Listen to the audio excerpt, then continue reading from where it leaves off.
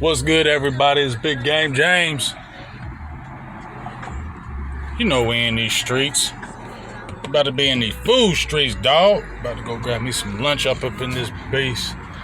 But while I'm about to go grab this lunch, talk about this schedule right now, because the full schedule came out for the NFL, specifically the Dallas Cowboys. And guess what? Just like, I'll go back to what Michael Irvin said a long time ago. Whether you love them or hate them, the Cowboys will always be talked about. And you see it again. They got 6 primetime games. Actually, 3 NFC East teams got 6 primetime games. Washington, Philly, and Dallas. I mean, real talk, NFC East, it's the best division when you look at it hands up and down. Whenever the NFC East is good, the NFL is good. It's more exciting when the NFC East is good, and I don't care what anybody tells me. That's the truth. But let's talk about this schedule right quick from my perspective, get my kind of thoughts on the schedule. As I said before, Cowboys are always going to be the draw, whether you love them or hate them. Either people want to see them win and get back to doing something, or they want to see them lose and stay in misery. So, for real, they're always going to be the draw, whether you like it or not. Ain't nobody talking about that American team no more. That's so played out of who's America's team. Who cares? At the end of the day, it doesn't matter, because the Cowboys are doing a draw, whether you call them America's team or not. They're always going to be the draw, year in and year out, and it's been proven time and time again. So I'm done with that part. Now, my thoughts on the schedule. So I'm just going to go through the teams first, and I don't know if I'm going to post this because I'll probably just talk about it, but I believe it has Dallas Cowboys have a record 4 Thursday games. They have a record 6 games in a row where they play 11-win teams, and then they have a record of playing 4 of those teams that had won 14 games. Never happened in the history of scheduling. Okay. Well, let's talk about that and then get my end thoughts. So, first of all, week 1, we already talked about what the Eagles. I'm all ready for all that smoke. I love that. I'm glad they scheduled that. Then you got the Giants next. Giants, they got some, Abdul Carter. They got Jackson Dart. I didn't really check the draft like that, but, we'll see what happens with them. They got Russell Wilson. They got Jameis Winston as a quarterback. But I still feel like Dallas still has their number. And then right after that, you got the Bears. Eberflus used to coach them. I ain't going to lie, I want to beat the Bears just because I just feel like Caleb Williams is overrated in my heart. I feel like they just gave him way too much hype, gave him a generational tag. And I think, he's good. But I really want to beat them, not even for the Eberflus thing. I just want to beat the Bears, and I just want to beat Caleb Williams. And I want to really smash them. I really want to put them in the ground. I don't know. I just don't care for Caleb Williams, and I don't know why.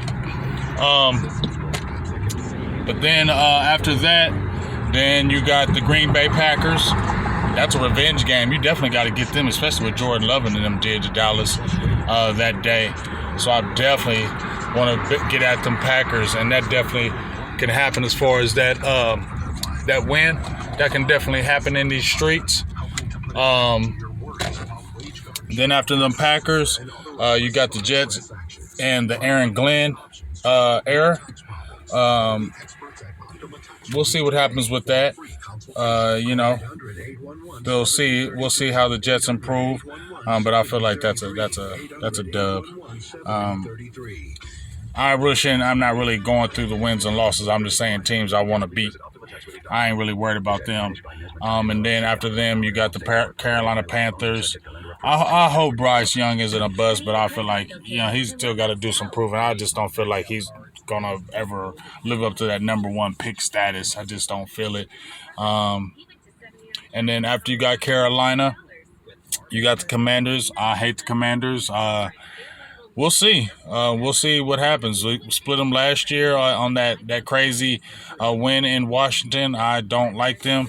My thought pattern says we split with them because they're better than they have been in recent years. But we'll see how that goes. I said there's going to be a natural regression with them Commanders and Jaden Daniels. So we'll see how that goes with the Commanders. And then after the Commanders, then you got the Broncos. Definitely want to play the Broncos because that's one of my cousin's favorite team. He's always liked the Broncos since we were young, like in them 80s.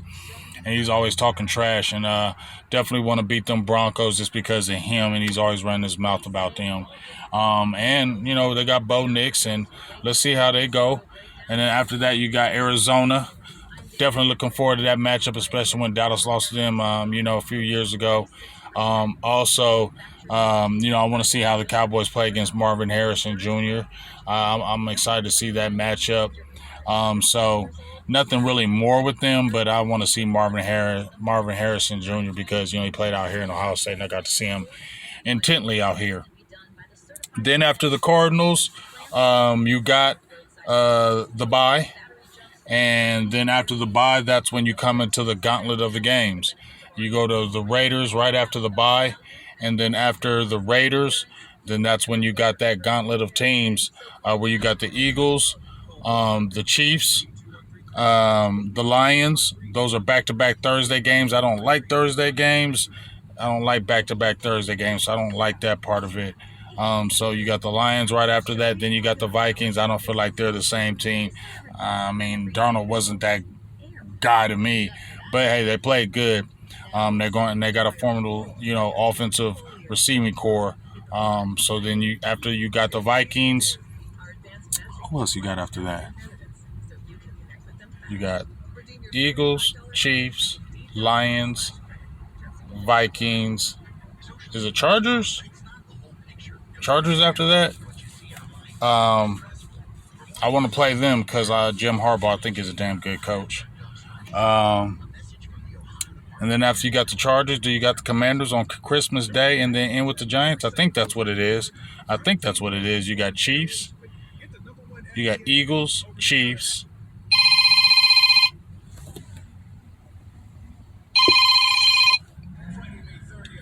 Eagles, Chiefs,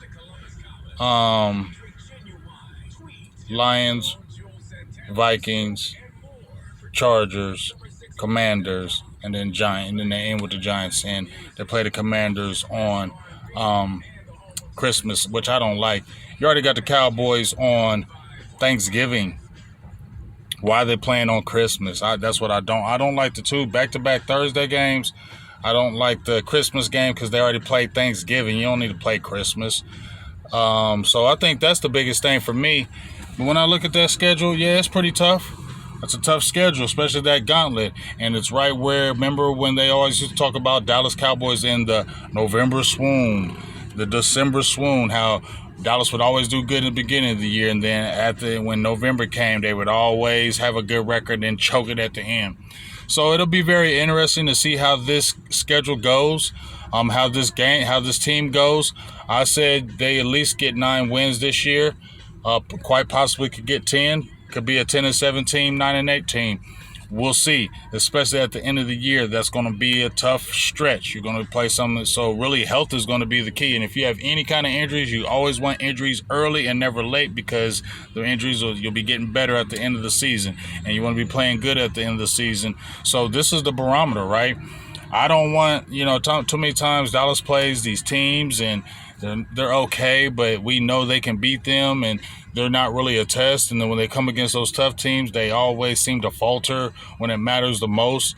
And I want this type of smoke for this team, especially even with a first-year coach. Hit the ground running. Schottenheimer's been there since 22, so it's not like he's some brand-new guy. He's been around the league for 25 years. He's been around the team since 2022. So this ain't something that he should be, a surprise. He's been around the building. He's been around the frame. He's been around the NFL. So none of this should be, new to him. The only thing that's going to be new is this: you're in charge of it. That's it. So let's see what you're going to do. And I still feel like the Cowboys will address those needs. I saw Vach and Brian Broaddus, my guy Lou Takes, retweeted what they had talked about. And it just confirmed what me and Mike White have been talking about, and what we had said and what I had said, that they were going to wait for the June 1st cuts. They were going to wait for the roster cuts to happen, and they're going to find out to see if any players that were going to be available, and they were going to take their chance then. and there might be some real guys available, and they'll have some money to be able to spend. And I feel like when they went and got George Pickens, when they did free agency the way they did it and attacked it aggressively, selected aggressively, but they still went after players. Then when they made those trades for Kenneth Murray, Elam,